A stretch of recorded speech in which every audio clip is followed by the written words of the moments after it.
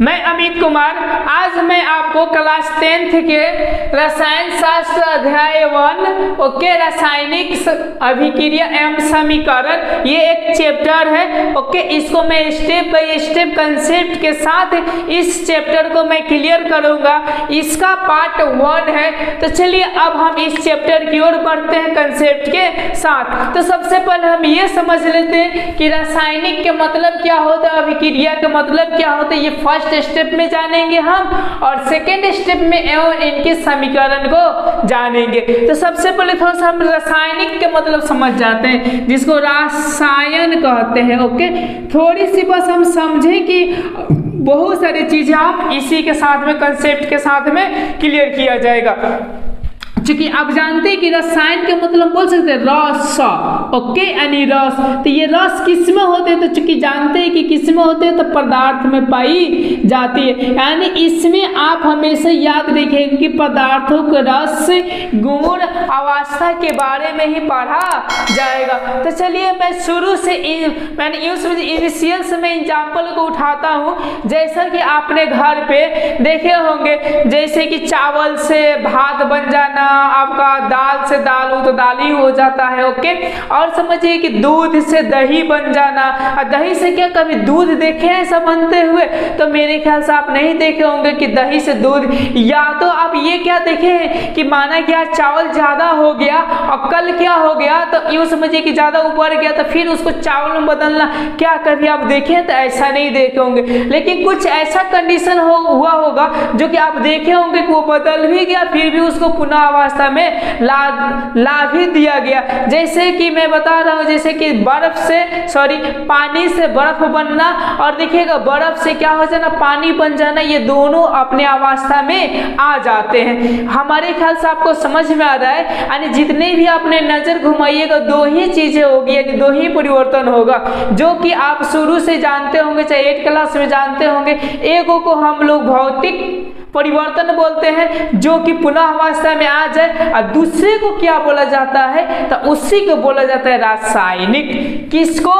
जैसे चावल से क्या हो जाना, तो भात हो जाना। क्या कभी देखें कि भात से आपका क्या हो जाना, चावल? तो ये कभी देखे नहीं होंगे। और इसी चीज के बारे में हम आज स्टडी करने वाले हैं, जिसको हम लोग बोलते हैं रासायनिक ओके। तो चलिए एक मैं छोटा सा एग्जांपल लेकर इस चैप्टर की ओर मैं बढ़ता हूं। इसको मैं मिटाता हूं और मिटाकर अब मैं देखता हूं। तो यहां से दो वर्ड आए, दोनों वर्ड पहले क्लियर कर लीजिए।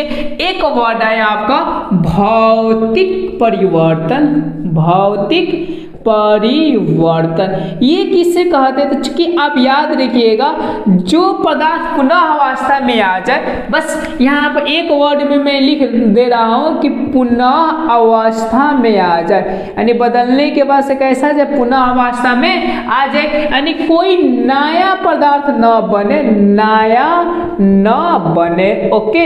इसी को ठोस रूप से हम लोग भौतिक परिवर्तन बोल देते हैं। और रासायनिक परिवर्तन किसको बोलते हैं वो भी देख लीजिए, रासायनिक परिवर्तन ओके। परिवर्तन जस्ट इसके उल्टा है कि जो क्या होता है पुनः अवस्था में न इसमें डाल दीजिएगा ओके, तो क्लियर हो जाएगा, न आए। और इसमें देखिए क्या हो जाएगा, रासायनिक परिवर्तन में इसमें क्या हो जाता है, पुनः इसमें आ जाता है जी, मैंने गलती कर दिया, ठीक है ना, पुनः अवस्था में न आए ओके। इसमें न डाल दीजिएगा। और इसमें क्या होते हैं, तो कोई ना कोई नए पदार्थ बनते हैं, जैसे दूध से दही बनना। बहुत सारे एग्जाम्पल आ जाएंगे, उस पर मैं ज्यादा फोकस करूंगा नहीं। अब चलिए अब मैं क्या करता हूँ, एक घर का एग्जाम्पल लेता हूँ। जैसे कि आप लोग दाल भात ये सारी चीजें खाते पीते हैं, दाल भात सब्जी, ये तीनों चीजें क्या है, फेमस है। इसी फेमस में मैं एग्जाम्पल लेकर आगे की ओर समझाने का कोशिश करता हूं। माना कि आप क्या करें, घर पे समझिए कि चावल बना रहे हैं। तो चावल किस तरह बनाते हैं, तो एक क्या होते हैं, तो हांडी लेते हैं ओके, और यहाँ से क्या होती है, तो आप आग देते हैं। समझिए यहाँ से क्या करते हैं, आग देता है। बताइए चावल अब कैसे बनता है, जरा ध्यान से आप देखिए चावल कैसे बनता है। तो क्या करते हैं, तो चावल को लेते हैं प्लस इसमें पानी लेते हैं। देखिए क्या क्या लेते हैं, चावल लेते हैं, आप प्लस इसमें क्या करते हैं, पानी पानी को डालते हैं और पानी को डालने के बाद से यहाँ पे क्या करते हैं, आप उष्मा को देते हैं, ध्यान दीजिएगा,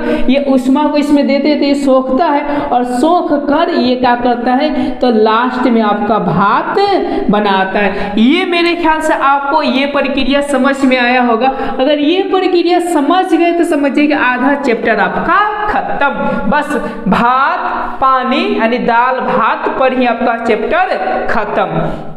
ओके, तो यहाँ से क्या हो जाते हैं, तो आपके भात बन जाते हैं। अब चलिए यहाँ से एक कंसेप्ट लगाई, ये आखिर कौन परिवर्तन है, इतना जान जाइए, ये कौन परिवर्तन है जरा देखिए। तो यहाँ से ये भात बन गया, क्या हम चावल में ला सकते हैं, तो नहीं ला सकते हैं। और समझ में है ना, कभी भी नहीं ला सकते, तो इसको हम लोग क्या बोल देते हैं, तो हमेशा याद रखिएगा क्या बोलते थे, रासायनिक।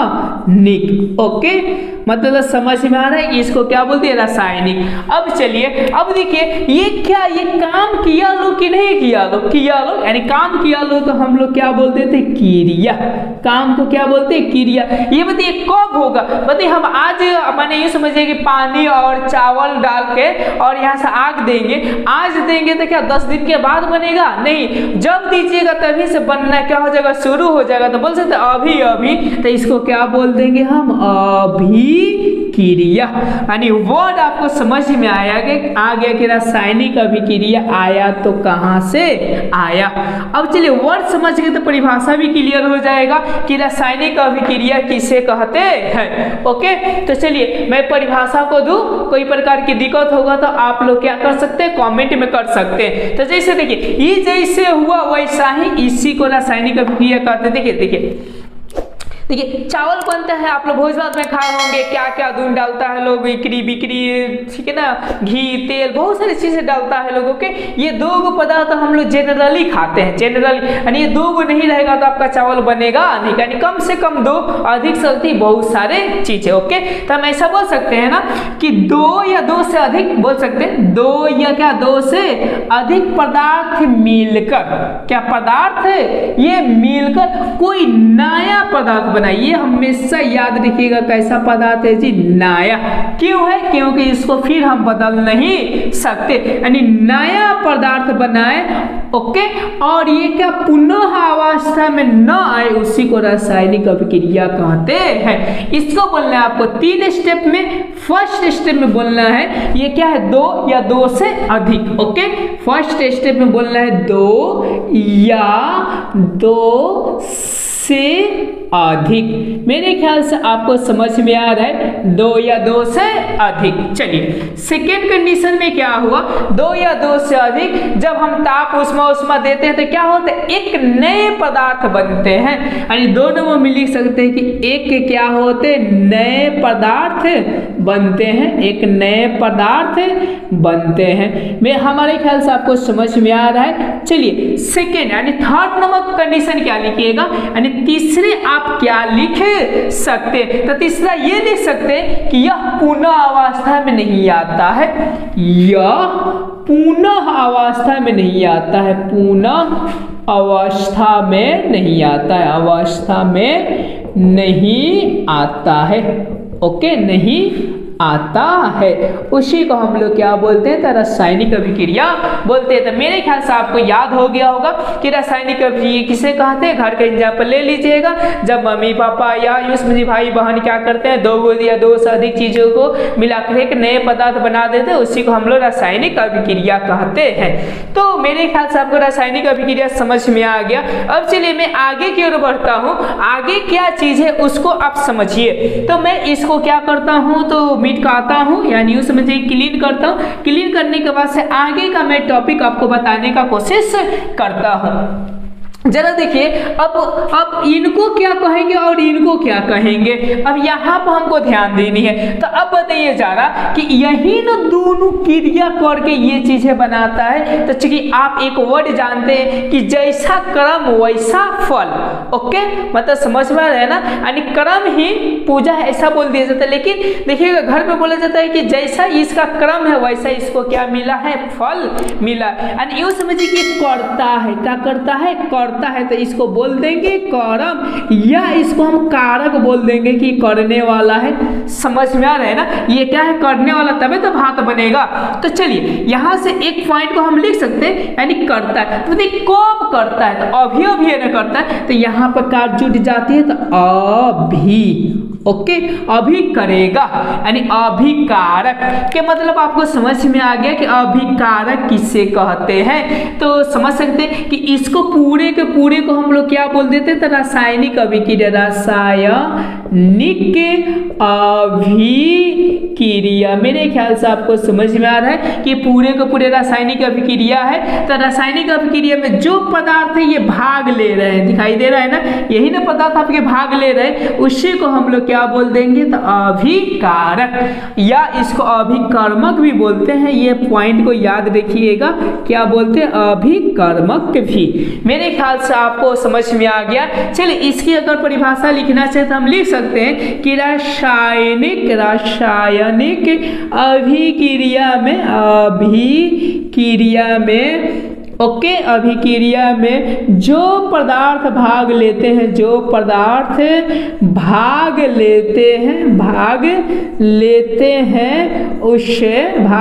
हैं उससे हम क्या कहते हैं, तो अभिकारक कहते हैं, अभिकारक। इस पॉइंट को आप लोग नोट डाउन कर लीजिएगा, अभिकारक कहते हैं। ये देखिए घर के एग्जाम्पल से ही मैं समझा रहा हूँ, लेकिन मैं एक एक्चुअली केमिस्ट्री का एग्जाम्पल दूंगा जिससे कि समझ कर आपको क्या करना है, तो पता करना है। ओके, अब चलिए, अब इसी के द्वारा क्या होते हैं, तो नए पदार्थ बनते हैं, यानी बोल सकते इसी के प्रति, यानी इसी के क्या प्रति, जैसे नहीं कहते मैं उसके प्रति बहुत ही, ओके, तो इसी के प्रति के मतलब प्रति हो गया, एक प्रकार का फल या उत्पाद है। ओके, तो इसको हम क्या बोलते थे, प्रतिफल, या इसको हम लोग उत्पाद भी बोल दिया जाता है। यदि अगर परिभाषा पूछा जाए कि प्रतिफल किसे कहते हैं, समझ में आ रहा है ना, प्रतिफल किसे कहते हैं, तो हम बोल सकते हैं कि अभिकारक के फलस्वरूप जो नए पदार्थ बनते, नए डालना जरूरी है, उसी को हम लोग क्या बोलते हैं, तो प्रतिफल कहते हैं। ऐसा बोल सकते हैं इसकी परिभाषा कि अभिकर्मक के फलस्वरूप ओके, फलस्वरूप जो नए पदार्थ बनते हैं, नए पदार्थ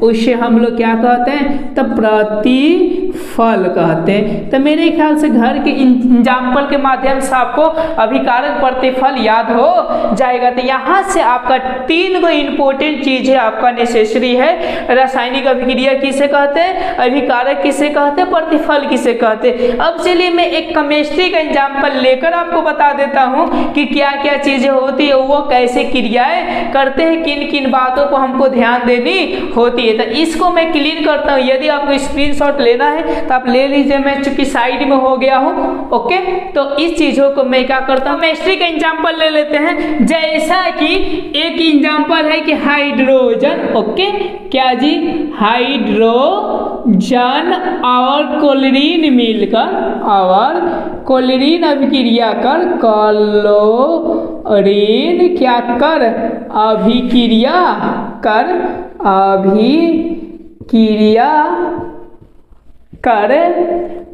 हाइड्रोजन क्लोराइड बनाते हैं। ऐसा लिख सकते हैं कि हाइड्रोजन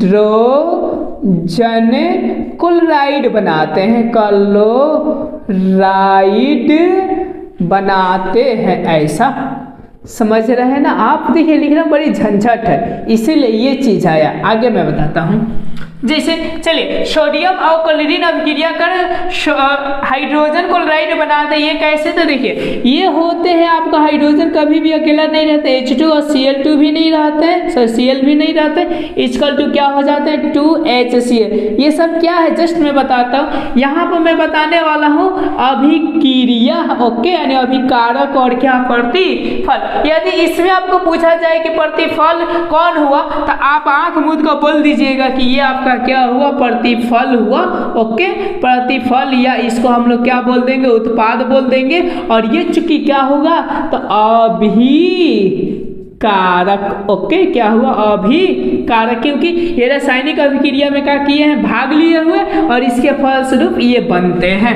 मेरे ख्याल से समझ में आ गया। हाँ, अब चलिए जैसे आप लोग देखिएगा चावल बनाते हैं तो उसमें भी तरीका होता है कि किस तरह चावल बनाया जाता है। जैसे बैठौका हो गया, ओके, और समझिए कि आपका पानी डालकर तो देखिएगा उंगली से मापा जाता है कि इतना रहेगा तब आपका चावल सही से होगा। समझ में आ रहा है ना? जैसे कभी कभी हम लोग का कंडीशन आता है कब? जब घर से बाहर निकलते हैं तब, यानी कितनों भी महंगा चावल खरीद कर लाइए और क्या हो जाता है? फिर गिल ही हो जाता है। कोई मजा आता होता ये 10 रुपये लाइए तो या 100 रुपये लाइए तो बनाने का रूढ़ ढंग है ही नहीं। तो ये सारे देखिए है ही नहीं, तो आप बताइए तो दिक्कत होगा कि नहीं होगा? यानी कोई ना कोई तो नियम होना चाहिए। फिर घर पे कॉल कर करते हैं तो कितनों बताएगा, लेकिन उससे होता नहीं, लेकिन थोड़ा बहुत होता है। बस इतना वो समझते हैं कि बस क्या होना चाहिए?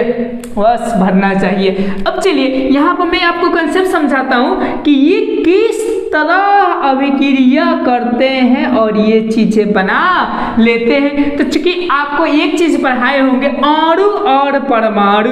अगर नहीं आप वीडियो देखे हैं तो इन दोनों का वीडियो आप देख लीजिएगा, आपका प्ले लिस्ट में उसी तरह पढ़ा हुआ है। अंतर में जाकर देखिएगा, 10th है उसके प्ले लिस्ट में देखिएगा, अंतर लिखे होंगे, डिफरेंट लिखे होंगे साइन, उसमें जाकर अणु परमाणु देखिएगा। लेकिन यहाँ पर मैं बता रहा हूँ कि ये चीजें आपके अणु कहलाते हैं। ओके, क्या कहलाते हैं? अणु। चूंकि जानते हैं कि अणु कभी भी रासायनिक अभिक्रिया में भाग नहीं लेते, पर ये कैसे ले लिए?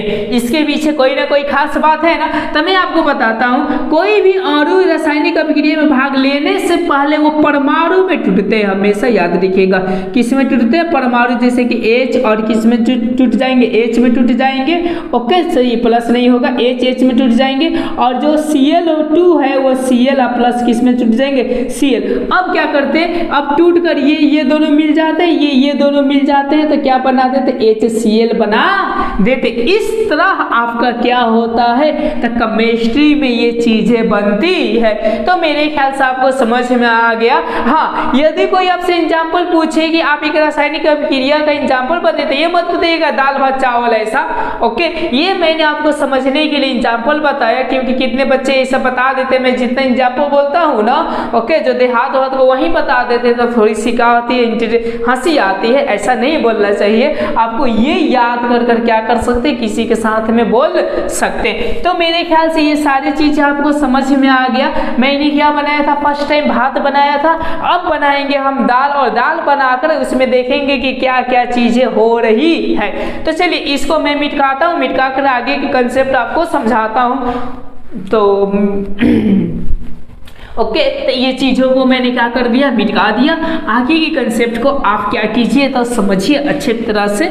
आगे के है तो क्या है आपका कंसेप्ट, तो इसको मैं क्या करता हूँ? मिटकाइए देता हूँ और मिटका कर आपको आगे की कंसेप्ट को क्लियर करता हूँ। चलिए देखिए, अब हम बनाने वाले हैं दाल। चूंकि भात बन चुका है, अब चलिए यहाँ से ये क्या हो गया? ऐसा हांडी हो गया, आप लोग भी खाए होंगे। और यहाँ से एक क्या किया जाता है? चूल्हा से हई लकड़ी है, ओके, और यहाँ पर माना कि कोई इंसान बैठकर इसको क्या कर रहा है? लगा रहा है, और यहाँ से क्या हो रही है? तो आग आ रही है। मेरे ख्याल से आपको समझ में आ रहा है। इसमें बेचारा एगो यहाँ से छोलनी लिया हुआ है, आप देख सकते हैं ऐसा, ठीक है ना? कुछ एग्जाम्पल सा बना रहे हैं, आप ध्यान से इसको देखिएगा।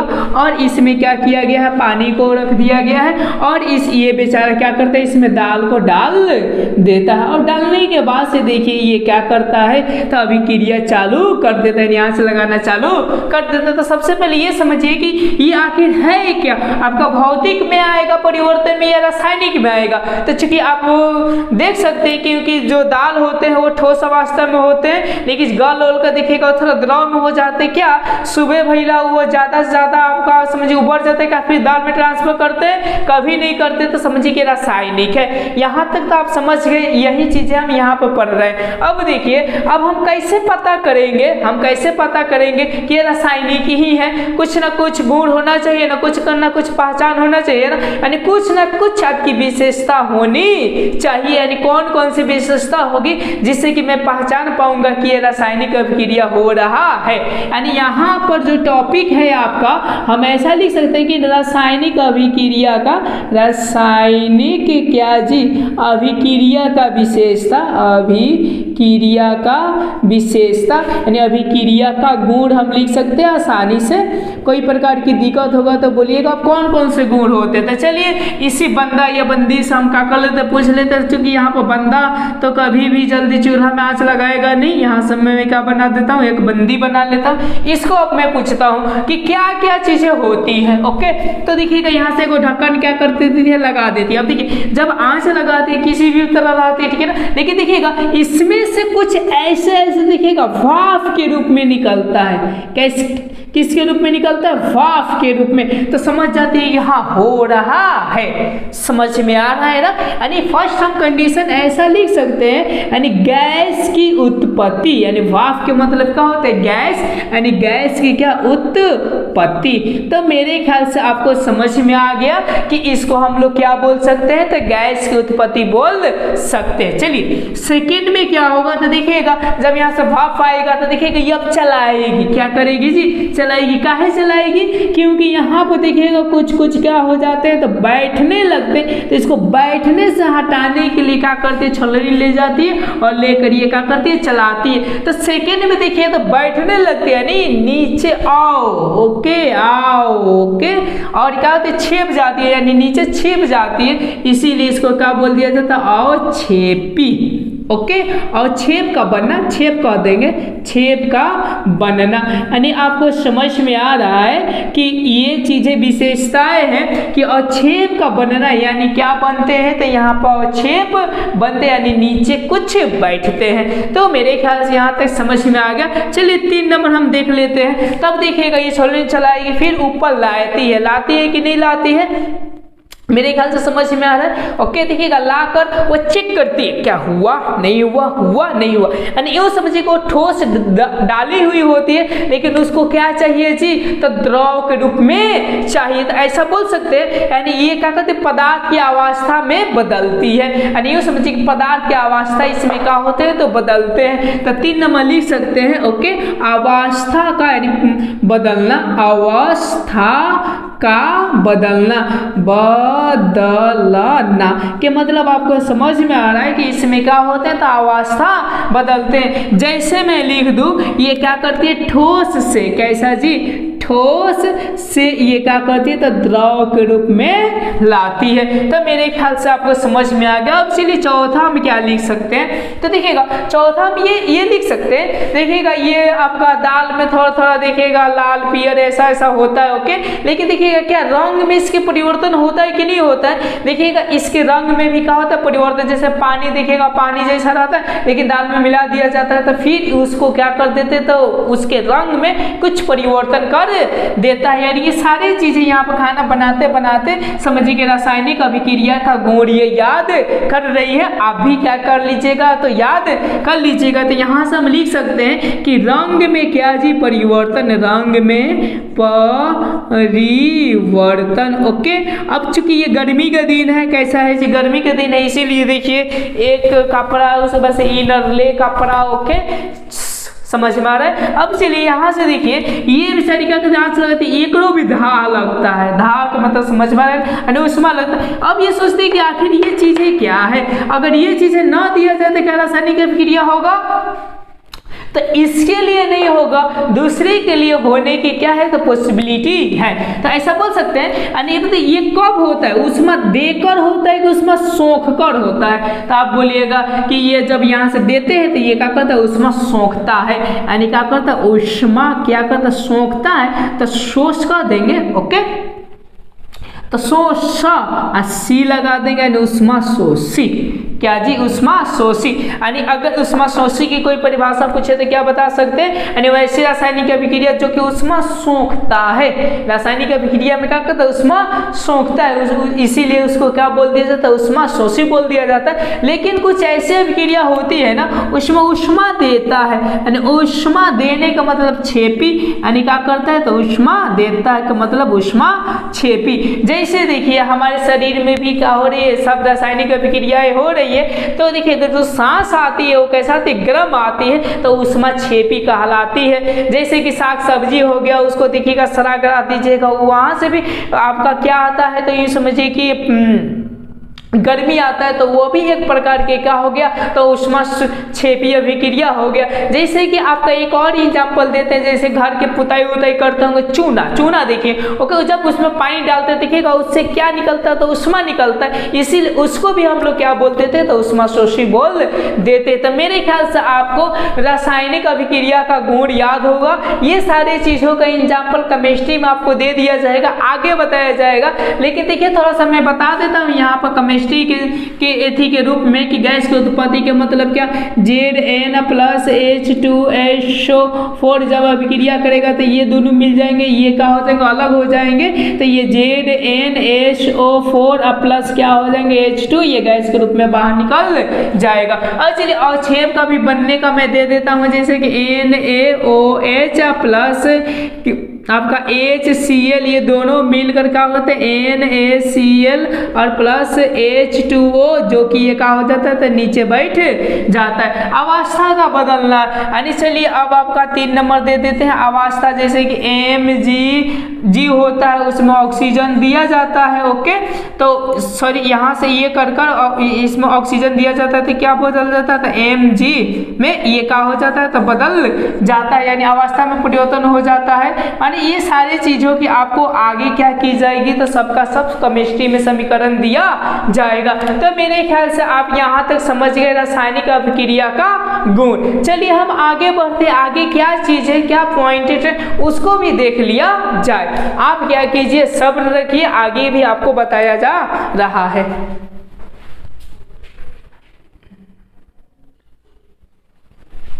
जैसा कि चलिए अब हम नेक्स्ट कंसेप्ट को देखते हैं। जैसा कि मैंने एक आपका जब रासायनिक अभिक्रिया का एग्जांपल दिया था केमिस्ट्री की दृष्टि से, तो मैं लिखा था कि हाइड्रोजन और क्लोरीन अभिक्रिया कर हाइड्रोजन क्लोराइड बनाती है। ओके, समझ में आ रहा है। तो देखिए बहुत सारी अभिक्रिया होती है। अब बताइए जरा, आप सोचिए कि इसको हम लैंग्वेज में लिखेंगे तो ये भारी पड़ेगा या आसान पड़ेगा केमिस्ट्री पढ़ने में, तो बहुत ही क्या पड़ेगा, तो आपका भारी पड़ेगा। उतना ये समझिए पूरे लैंग्वेज को पढ़िएगा तब आपको समझ में आएगा कि हाँ ये रासायनिक अभिक्रिया हो रहा है। ओके, तो इसके लिए कुछ शॉर्ट किया गया। शॉर्ट का मतलब समझ में आ रहा है ना, यानी इनको और भी ऐसा इजी बनाया गया ताकि कोई भी बस तुरंत लिखे, तुरंत समझे, तुरंत पढ़े, ये सारी चीजें की व्यवस्था की गई। अब कैसे, तो देखिए अब मान लीजिए हाइड्रोजन, ओके, अब हाइड्रोजन को लिखना है तो सीधा क्या लिख दीजिए, H लिख दीजिए। H ये 2 के रूप में रहता है तो 2 लिख दीजिए। तो ये H आपका ये 2 हो गया। ओके, H आपका संकेत हो गया, 2 इसके सूत्र के रूप में आ गया, और यहाँ पे क्या और के लगे प्लस दे दिया गया।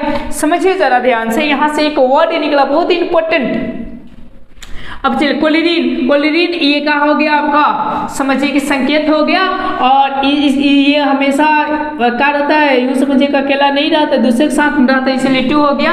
और इनसे क्या बन जाता है, हाइड्रोजन क्लोराइड यानी HCl यहाँ पर बन जाते हैं। ओके, यहाँ पर 2 आ जाते हैं। 2 क्या होते हैं जस्ट मैं बताता हूँ, तो ये चीजें हो जाती है। ओके, तो इस तरह लिखिए या इस तरह लिखिए, बताइए कौन आसान होगा। ये धड़ाधड़ लिख दीजिएगा, ये जल्दी आपसे लिखाएगा नहीं, या समझने में भी दिक्कत होगा।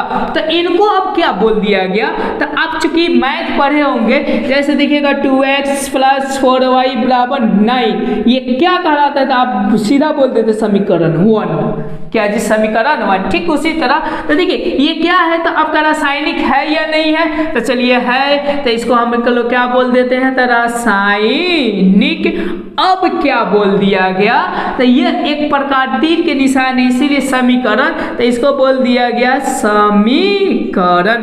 तो मेरे ख्याल से समझ में आ रहा है। तो इसको हम लोग क्या बोल देते हैं, तो रासायनिक समीकरण बोल देते हैं। कई प्रकार की दिक्कत। अब चलिए रासायनिक समीकरण का परिभाषा क्या होगा, तो बोल सकते हैं ये पूरे को पूरे हम रासायनिक अभिक्रिया बोल सकते हैं, यानी ऐसे बोल सकते हैं कि वैसे रासायनिक अभिक्रिया जिसमें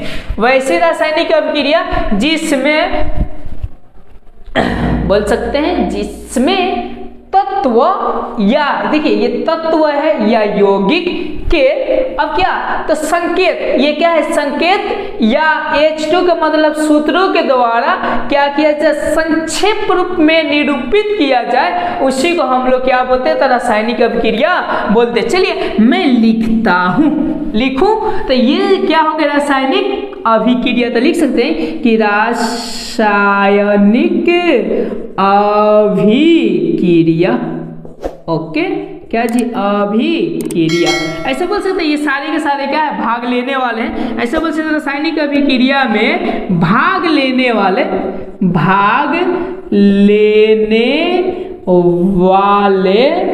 ओके तत्व या यौगिक, ऐसा लिख सकते हैं, तत्व या क्या, यौगिक। इतना दो समझिए, ये सब के सब रासायनिक अभिक्रिया हुए, ये सब भाग लेने वाले हैं। ये आपका तत्व है या ये क्या है, यौगिक के, ठीक है ना। संकेत का मतलब समझ में आ रहा है आपको कि हाइड्रोजन का H होता है, क्लोरीन का Cl2, या ये सूत्र के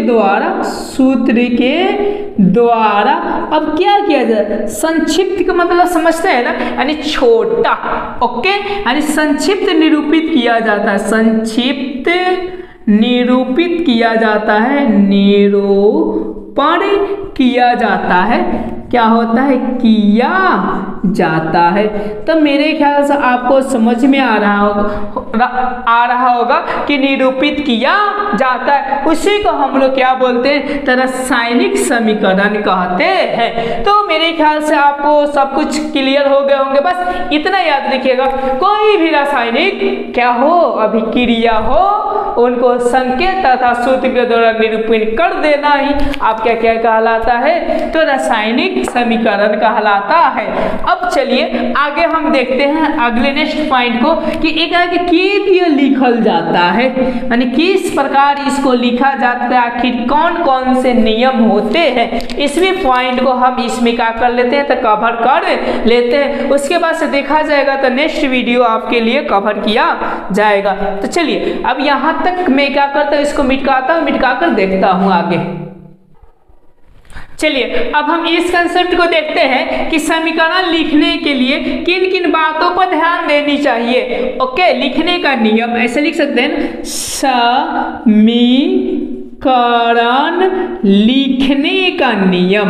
लिखने का नियम कौन कौन सी हम लोगों के पास में होनी चाहिए। बस नियम हम जानकर अब हम नेक्स्ट वीडियो में आपसे क्या करेंगे, मिलेंगे पार्ट 2। ओके, चलिए देखिए समीकरण 1 यूँ समझिए कि कौन कौन सी बातों का ख्याल रखेंगे। तो ऐसा बोल सकते हैं कि किसी भी हम अभिक्रिया को संकेत या सूत्र के रूप में निरूपित करेंगे। कैसा करेंगे, निरूपित करेंगे। तो एक बात हम लिख सकते हैं यहाँ से कि तत्व या यौगिक, तत्व या अणु, ऐसा बोल सकते हैं, तत्व या अणु को संकेत या सूत्र के द्वारा क्या किया जाता है, निरूपित किया जाता है। अब चलिए सेकेंड नंबर किन बातों पर हम ध्यान देंगे। पहले तो तत्व को कोई भी चीज है, अभिक्रिया हो, उनका संकेत सूत्र के द्वारा निरूपित कर देंगे। 2 नंबर, चूंकि आप जानते हैं कि इसको अभिकारक बोलते हैं, इसको क्या बोलते हैं, प्रतिफल बोलते हैं, इनको क्या बोलते हैं, अभिकारक। तो बताइए ये जैसे हाथ हो गया, ओके, तो ये कौन सा है, तो बायां इसको बोल सकते हैं, ये बायां, और ये क्या जी, दायां। समझ में आ रहा है आपको। ठीक है ना। तो यूँ समझिए कि हम ऐसा लिख सकते हैं, यानी इन भी बातों को हमको ध्यान देना पड़ेगा कि अभिकारक को हमेशा क्या किया जाता है, हमेशा बाईं ओर रखी जाती है, बाईं ओर रखी जाती है, समझ में आया।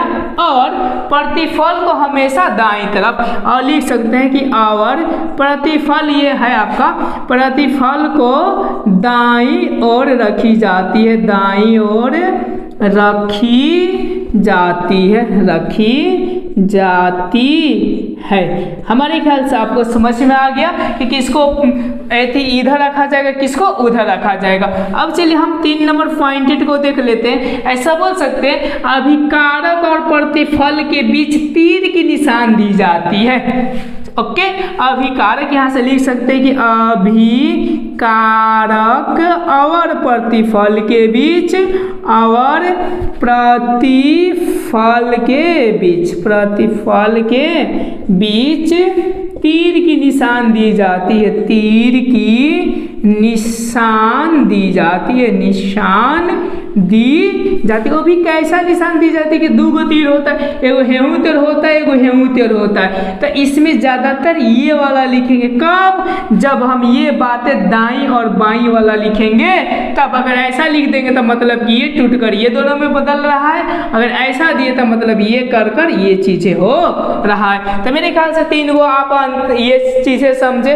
और भी चलिए, और भी हम क्या दे सकते हैं, तो ऐसा दे सकते हैं 4 नंबर में हम लिख सकते हैं इस पॉइंट को कि अभिकारक या प्रतिफल के बीच में अलग अलग जो तत्व होते या और होते उनके बीच में प्लस का चिन्ह दिया जाता है। ऐसा नहीं कि माइनस कोमा का चिन्ह नहीं दिया जा सकता है। तो मैं 4 नंबर यहाँ पर लिख देता हूँ, चूंकि नीचे तो दिखाई देगा नहीं। ऐसा लिख सकते अभिकारक या प्रतिफल, अभिकारक या प्रतिफल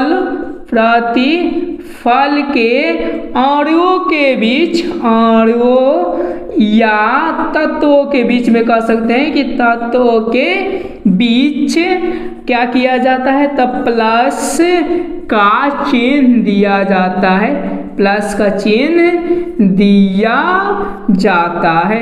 तो मेरे ख्याल से आपको यहाँ तक कंसेप्ट समझ में आ गया कि ये चीजें दिया जाता है। ये क्या है, तो समीकरण लिखने का कुछ नियम है जो कि आप स्क्रीनशॉट ले सकते हैं। आज मैं क्लास यहीं पे क्या करता हूँ, समाप्त करता हूँ, क्योंकि बहुत ही रात हो चुकी है।